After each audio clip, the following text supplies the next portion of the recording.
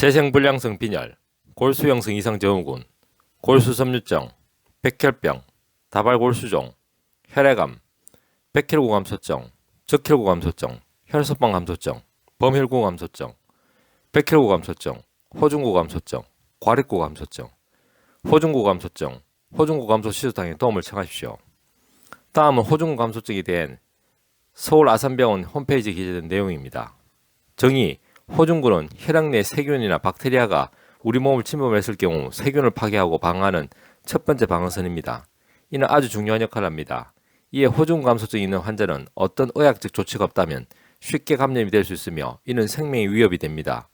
호중구 감소증은 백혈구에 차지하는 비율이 50에서 70% 정도에 하는 호중구가 비증상적으로 감소된 것을 말합니다.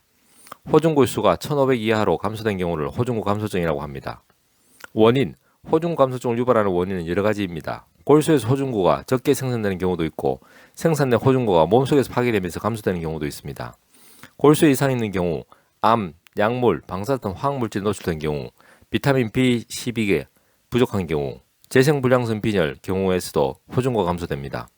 암 환자는 여러 번에 걸친 항암제 치료로 인해 호중구가 감소되기도 합니다. 바이러스성 감염 질환에서도 호중구 감소증이 나타날 수 있습니다. 치료는 그 원인에 따라 달라집니다. 강조할 부분은 치료가 감염의 치료와 예방에 중점을 둔다는 것입니다. 증상, 호중구 감소증 증상은 일반적인 감염 증상과 비슷합니다. 심지어 이를 쉽게 알아차리지 못하는 경우도 있습니다.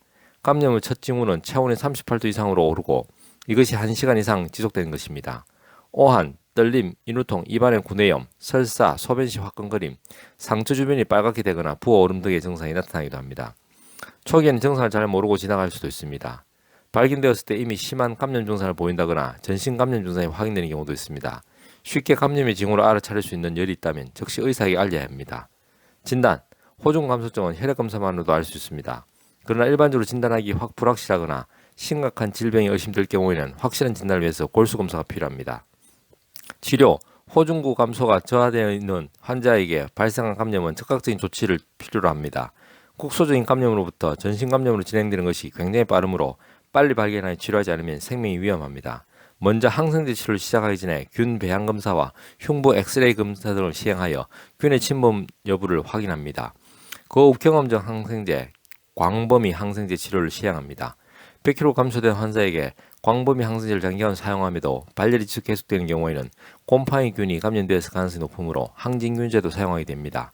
경우에 따라서는 과립구 생산을 자극하고 호중구 기능을 증진시키는 약물 GM-CSF 또는 GCSF를 사용하기도 합니다. 항암제를 사용한 후 일시적으로 2주 정도 호중구가 감소된 경우에는 자연적으로 호중구가 증가할 수 있습니다. 그동안 감염이 일어나지 않도록 주의해야 합니다. 호중구 감소증의 진단 및 대처법에 대한 관리적 측면의 기술이 잘 정리되어 있습니다.